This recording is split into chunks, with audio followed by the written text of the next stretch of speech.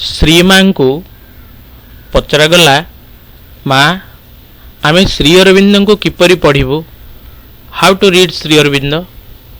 श्रीमा उत्तर देले read read read Shri Aurobindo. Shri Aurobindo को पढ़ पढ़ पढ़ अर्थात श्री अरविंद को पढ़ी चल। श्री अरविंद लिखिथिबा तांकर केतोटी मुख्य पुस्तक संबंध रे आसो आमे जानिबा। पिला माने तुमको आज ऑनलाइन शिक्षा को स्वागत करा जाउछि एवं आमे आम कार्यक्रम आज आरंभ करिबा। तुमको आगुरु कहा जाइछि जे श्री अरविंदंकर औरंगर जन्म किपरि हेतिला, से किपरि भाबरे तांकर सारा जीवन बितेइथिले, तांकर जीवनी विषय रे आमे आगुरु क्लास रे कथा हेतिले। एबे तांकर लिखिथिबा केतोटी मुख्य पुस्तक संपर्क रे आमे जानिबा। एई चित्र देख श्री अरविंदकर लिखित पुस्तक सावित्री, माँ पुस्तक, दिव्य जीवन इंग्रजी लाइफ डिवाइन, मानव जुग चक्र ह्यूमन साइकिल, जोग समन्वय synthesis of Yog, Durga Stotra hymn to Durga, Gita Nibandhmala, essays on the Gita, Kara Kahani, एई भड़ी 8टी पुस्तक को तुम मानक लगी बछा जाइछि। एबे आमे से सब संबंध रे किछि जानिबा। श्री अरविंद को जेतेबेले तांको लिखित पुस्तक संबंध रे पचरा जाउथला, सेतेबेले से कहउथिले मु जहा जानिछि जदि लिखि थांती तेबे जहा लिखिछि तार 10 गुण होइथांदा। इथिरु जानिबा श्री अरविंद केते विशाल, से भविष्यतर तांको शिक्षा भविष्यतर शिक्षा, तांको शिक्षा रे तुमे माने वर्तमान अग्रगति करूछ। एवं आस जानिबा श्री अरविंदଙ୍କ पुस्तक संबंध रे। आस जानिबा श्री अरविंद लिखिथिबा केतटी मुख्य पुस्तकर नाम आउ सेई पुस्तक विषय रे कोन सब लिखिछंती से विषय रे मध्य जानिबा। माँ पुस्तक, एही पुस्तक रे श्री अरविंद निजे नुआ करी तयारी करिथिबा पूर्णयोगर पथरे जणे पूर्णयोग साधक किपरि सेही पथर अनुसरण करिवे टिकनिकी भावरे सेगुड़िकर वर्णना करिसेंती।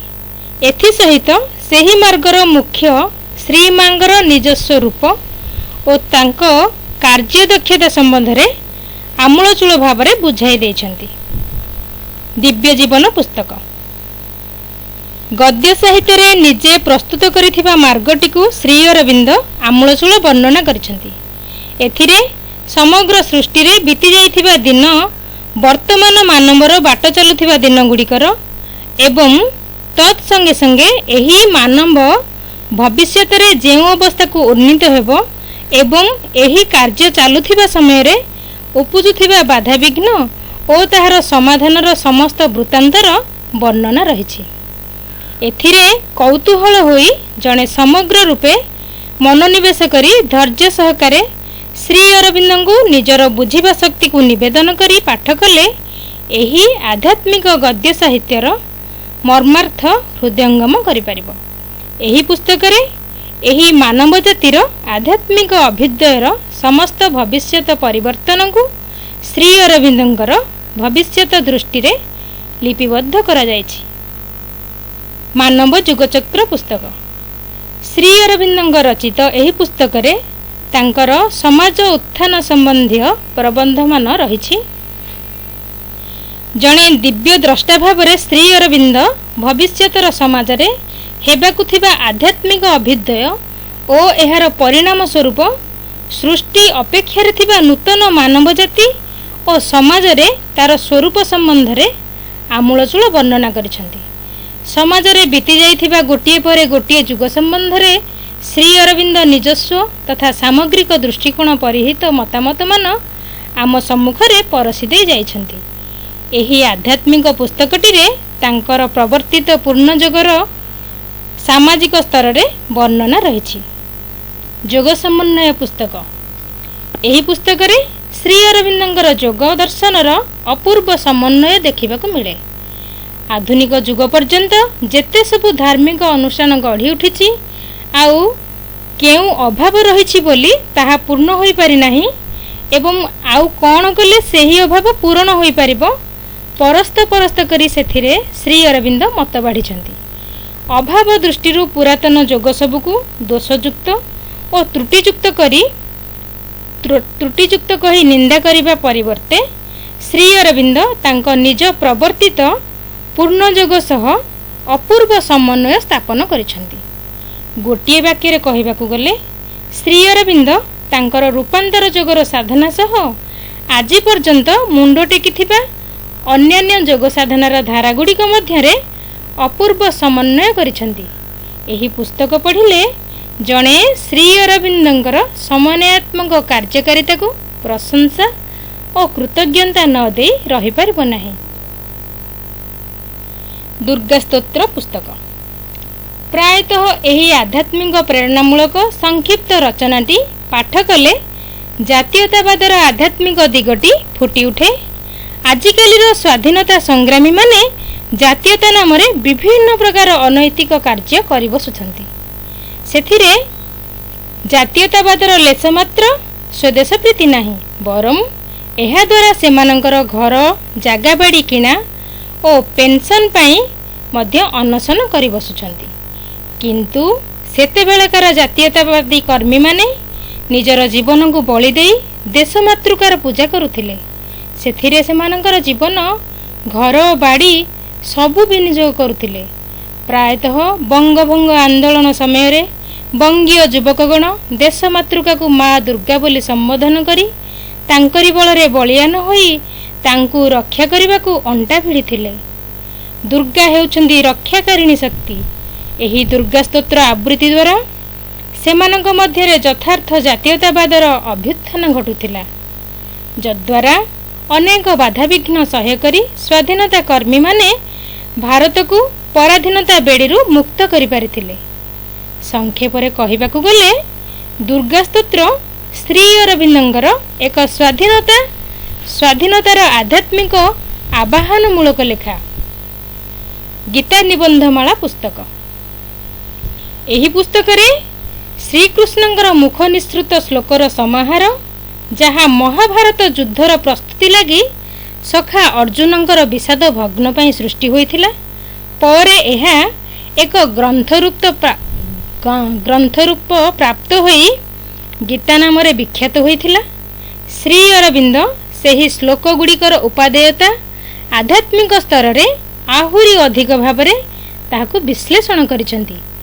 ଏହି ବିଶ୍ଳେଷଣ ଗୀତାର ମର୍ମକୁ ବିରୋଧ କରୁନାହିଁ, ବରଂ ପୂର୍ବଠାରୁ ଆହୁରି ଅଧିକ ଭାବରେ ଗୀତାକୁ ସମାଜରେ ସାଧାରଣ ମଣିଷ ପାଖରେ ଆଧ୍ୟାତ୍ମିକ ସ୍ତରରେ ଯେପରି ପହଞ୍ଚାଇ ହେବ ତାର ଉପଚାର କରିଛନ୍ତି। ଗୋଟିଏ ବାକ୍ୟରେ ବୁଝିବାକୁ ଗଲେ ଗୀତାର ମର୍ମାର୍ଥକୁ ସମାଜରେ ଆଧ୍ୟାତ୍ମିକ ରୂପାନ୍ତର ପାଇଁ ଶ୍ରୀ ଅରବିନ୍ଦ ବ୍ୟବସ୍ଥା କରି ଯାଇଛନ୍ତି। କାରାକାହାଣୀ ପୁସ୍ତକ କାରାକାହାଣୀ ହେଉଛି ଶ୍ରୀ ଅରବିନ୍ଦଙ୍କର ଆଧ୍ୟାତ୍ମିକ ଜୀବନର ଆଲିପୁର ଜେଲରେ ବନ୍ଦୀ ଅବସ୍ଥାରେ ଥିବା ସମୟରେ ବିତି ଯାଇଥିବା ଦିନଗୁଡ଼ିକର ଦିନଲିପି। ଶ୍ରୀ ଅରବିନ୍ଦ ସାଧାରଣ ବନ୍ଦୀଟିଏ ନଥିଲେ। ତାଙ୍କର ବନ୍ଦୀ ଜୀବନର କାହାଣୀ ସମଗ୍ର ଆଧ୍ୟାତ୍ମିକ ଜୀବନର ଅଂଶବିଶେଷ ଥିଲା। ଏହି ସମୟରେ ବନ୍ଦୀ ଜୀବନର ଉପଲବ୍ଧି ତାଙ୍କୁ ସର୍ବତ୍ର ବାସୁଦେବଙ୍କୁ ଦେଖିବାରେ ସହାୟତା କରିଥିଲା। ଇଂରେଜ ଅଫିସରଙ୍କ ଉପରକୁ ଯିଏ ବୋମା ଫିଙ୍ଗିଥିଲେ ସେ ଶ୍ରୀ ଅରବିନ୍ଦ ନଥିଲେ, କିନ୍ତୁ ସେହି ବୋମା ଫିଙ୍ଗା ଷଡ଼ଯନ୍ତ୍ର ମାମଲାରେ ସନ୍ଦିଗ୍ଧ ଦୋଷୀ ସାବ୍ୟସ୍ତ ହୋଇ ଆଲିପୁର ଜେଲରେ ବନ୍ଦୀ ଜୀବନଯାପନ କଲେ। ଅବଶ୍ୟ ପରେ ସେ ସାକ୍ଷ୍ୟ ପ୍ରମାଣ ଅଭାବରୁ ବନ୍ଦୀ ଜୀବନରୁ ମୁକ୍ତି ପାଇଥିଲେ, କିନ୍ତୁ ସେହି ବନ୍ଦୀ ଜୀବନରେ ବାସୁଦେବଙ୍କ ସହ ତାଙ୍କର ସ୍ୱୟଂ ସାକ୍ଷାତ ଘଟିଥିଲା। ଅତି ସଂକ୍ଷେପରେ କହିଲେ, ବୋମା ଷଡ଼ଯନ୍ତ୍ର ମାମଲାରେ ଶ୍ରୀ ଅରବିନ୍ଦ ସନ୍ଦିଗ୍ଧ ଭାବରେ ପୋଲିସ ହାତରେ ଗିରଫ ହୋଇ ଆଲିପୁର ଜେଲରେ ନୀତିଦିନିଆ ଆଧ୍ୟାତ୍ମିକ ଜୀବନଟି ବଞ୍ଚି ଚାଲିଥିଲେ। ଇତ୍ୟବସରରେ ଦିନେ ପ୍ରମାଣ ଅଭାବରୁ ତାଙ୍କର କାରାବାସରୁ ତାଙ୍କୁ ମୁକ୍ତି ମିଳିଲା ଏବଂ କାରାକାହାଣୀ ହେଉଛି ସେହି ଦିବସଗୁଡ଼ିକର ଏକ ଲିପିବଦ୍ଧ କାହାଣୀ। ସାବିତ୍ରୀ ପୁସ୍ତକ ଇଂରାଜୀ ଭାଷାରେ ପ୍ରାୟ 23,837ରୁ ଉର୍ଦ୍ଧ୍ୱ ଧାଡ଼ି ବିଶିଷ୍ଟ ଏକ ମହାକାବ୍ୟ।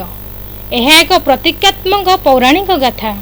ମହାଭାରତର ବନ ପର୍ବରେ ବର୍ଣ୍ଣନା, ସତ୍ୟବାନ ସାବିତ୍ରୀଙ୍କର କରୁଣ ଦାମ୍ପତ୍ୟ କାହାଣୀ କିପରି ଅମରତ୍ୱର ଗାଥାରେ ବଦଳି ଯାଇଛି ତାହାର ନିଚ୍ଛକ ପ୍ରତିଛବି ଏହି ପୁସ୍ତକରେ ବର୍ଣ୍ଣିତ। ସାମ୍ୟକ ଭାବରେ ଜାଣିଥିବା ସତ୍ୟବାନ ସାବିତ୍ରୀଙ୍କର ଦାମ୍ପତ୍ୟ ଜୀବନର ପ୍ରେମ କାହାଣୀ ବର୍ଷକ ପରେ କିଭଳି ମୃତ୍ୟୁକୁ ସାମ୍ନା କରି କାହାଣୀରେ ବିଚ୍ଛେଦର ପ୍ରବେଶ ଘଟିଥିଲା ଏବଂ ସତ୍ୟବାନଙ୍କର ଆତ୍ମା ମୃତ୍ୟୁ ଦେବତା ଯମଙ୍କର କରାୟତ ହୋଇଥିଲା। ସତ୍ୟବାନଙ୍କର ଜୀବନ ଫେରି ପାଇବା ପାଇଁ ସାବିତ୍ରୀଙ୍କର ଅନୁରୋଧ ବୃଥା ପ୍ରମାଣିତ ହୋଇଥିଲା। ସାବିତ୍ରୀ କିନ୍ତୁ ନଛୋଡ଼ ବନ୍ଧା ଥିଲେ।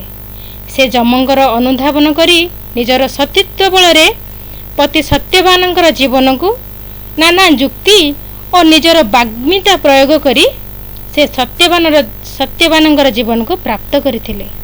ଶ୍ରୀ ଅରବିନ୍ଦ ଏହି ଆଖ୍ୟାନଟି ମଧ୍ୟ ଦେଇ ନିଜର ଆତ୍ମାର ଉପଲବ୍ଧି ଓ ଆଧ୍ୟାତ୍ମିକତାର ବିନିଯୋଗ କରି ସମଗ୍ର କାହାଣୀଟିକୁ ପ୍ରେମର ସର୍ବୋଚ୍ଚ ଶିଖରକୁ ପହଞ୍ଚାଇ ଦେଇ ଉଭୟଙ୍କର ମାନୁଷୀ ଶରୀରରେ ଦିବ୍ୟ ପ୍ରେମର ଜାଗରଣ କରାଇଛନ୍ତି। ଏହି ପ୍ରେମରେ ସ୍ୱର୍ଗୀୟ ପ୍ରେମର ମୋହର ଦେଇ ସିଦ୍ଧିଲାଭ କରିଛନ୍ତି। ପ୍ରେମର ଏହି ନିବିଡ଼ତା ମୃତ୍ୟୁ ଉପରେ ବା ମୃତ୍ୟୁବରଣ କରିଥିବା ସତ୍ୟବାନଙ୍କର ଜୀବନରେ ପ୍ରାଣର ପୁନଃ ପ୍ରବେଶ କରାଇ ଆତ୍ମାର ଅବିନଶ୍ୱରତା ପ୍ରମାଣିତ କରିଛନ୍ତି। ଏଥିରେ ପ୍ରେମର ପରାକାଷ୍ଠା ସାବିତ୍ରୀଙ୍କୁ ମହାସତୀତ୍ୱର ଆଖ୍ୟା ଦେଇପାରିଛି ଏବଂ ସତ୍ୟବାନଙ୍କୁ ମୃତ୍ୟୁ ବିଜୟୀ କରିପାରିଛି। ଏଣୁ ଏହି ଗାଥା ଏକ ଅମରତ୍ୱର ଗାଥା। ଶ୍ରୀ ଅରବିନ୍ଦ ଏହାର ଛତ୍ରେ ଛତ୍ରେ ଆଧ୍ୟାତ୍ମିକତାର ସ୍ପର୍ଶ ଦ୍ୱାରା ସାଧାରଣ ଜୀବନ କିପରି ଦେବଜୀବନକୁ ଉନ୍ନୀତ ହୋଇପାରିବ ତାକୁ ପ୍ରମାଣ କରି ଦେଖାଇ ଦେଇଛନ୍ତି। ସମଗ୍ର କାବ୍ୟଟିକୁ ଇଂରାଜୀ ଭାଷାରେ ଲେଖି ତାର ଆଧ୍ୟାତ୍ମିକ ମର୍ଯ୍ୟାଦାକୁ ବୃଦ୍ଧି କରିଛନ୍ତି। ଉପସଂହାର। ପୂର୍ବୋକ୍ତ ସମସ୍ତ ପୁସ୍ତକ ଶ୍ରୀ ଅରବିନ୍ଦଙ୍କ ଦ୍ୱାରା ରଚିତ। ପୁସ୍ତକର ଅଭିବ୍ୟକ୍ତି ଅନୁସାରେ ସମସ୍ତ ରଚନାରେ ଦିବ୍ୟ ଜୀବନର ଅଭ୍ୟୁଦୟ ବିଷୟ ଆତ୍ମାର ଅନୁଶୀଳନରେ ଲିଖିତ। ଦିବ୍ୟ ଜୀବନ ପୁସ୍ତକରେ ଆଧ୍ୟାତ୍ମିକ ଗଦ୍ୟ ସାହିତ୍ୟ, ଯୋଗ ସମନ୍ୱୟ ଗ୍ରନ୍ଥରେ ଆଧ୍ୟାତ୍ମିକ ଯୋଗ ଦର୍ଶନର ସମନ୍ୱୟ, ସାବିତ୍ରୀ ଗ୍ରନ୍ଥରେ ଦିବ୍ୟ ପ୍ରେମର ଅନୁଶୀଳନରେ ମୃତ୍ୟୁ ଉପରେ ବିଜୟ, ଗୀତା ନିବନ୍ଧମାଳା ପୁସ୍ତକରେ ସେ ଦ୍ୱାପର ଯୁଗର ଗୀତା ମାଧ୍ୟମରେ ଦିବ୍ୟ ଜୀବନର ବାର୍ତ୍ତାକୁ ସଞ୍ଚାରି ଦେଇଛନ୍ତି। କାରାକାହାଣୀ ପୁସ୍ତକରେ କାରାବାସରେ ଥିବା ସମୟରେ ବାସୁଦେବଙ୍କ ସହ ସାକ୍ଷାତ ଦର୍ଶନ, ଦୁର୍ଗସ୍ତୋତ୍ର ପୁସ୍ତକରେ ଯଥାର୍ଥ ଅଧ୍ୟାତ୍ମଚେତା ଜାତୀୟ ସଂଗଠନ ଓ ସର୍ବୋପରି ମା ପୁସ୍ତକରେ ଦିବ୍ୟ ଜୀବନ ଓ ପୂର୍ଣ୍ଣଯୋଗ ପ୍ରୟାସୀର ସଫଳ ଅଭିଯାନ ଓ ଶ୍ରୀମାଙ୍କର ସ୍ୱରୂପର ବର୍ଣ୍ଣନା ସନ୍ନିବେଶିତ ହୋଇଛି। ବାସ୍ତବରେ ମାଙ୍କ କହିବା ଅନୁସାରେ ଶ୍ରୀ ଅରବିନ୍ଦ ସୀମାହୀନ, ବିଶ୍ୱଠାରୁ ବିଶାଳ। ଶ୍ରୀ ଅରବିନ୍ଦ ଅତୀତର ନୁହନ୍ତି, ସେ ଭବିଷ୍ୟତର। ତାଙ୍କର ଶିକ୍ଷା ଭବିଷ୍ୟତର ଶିକ୍ଷା। ପିଲାମାନେ, ତୁମେ ଏହିସବୁକୁ ତୁମ ଖାତାରେ ଟିପି ରଖିବ। ଯେଉଁଠି ଅସୁବିଧା ରହିବ ସେଠି ବୁଝି ନପାରିବ ସେଠି ତୁମେ ହ୍ୱାଟ୍ସଆପ୍ରେ କିମ୍ବା ଫୋନ୍ କଲ୍ରେ ପଚାରିଲେ ମୁଁ କହିଦେଇପାରିବି। ଧନ୍ୟବାଦ।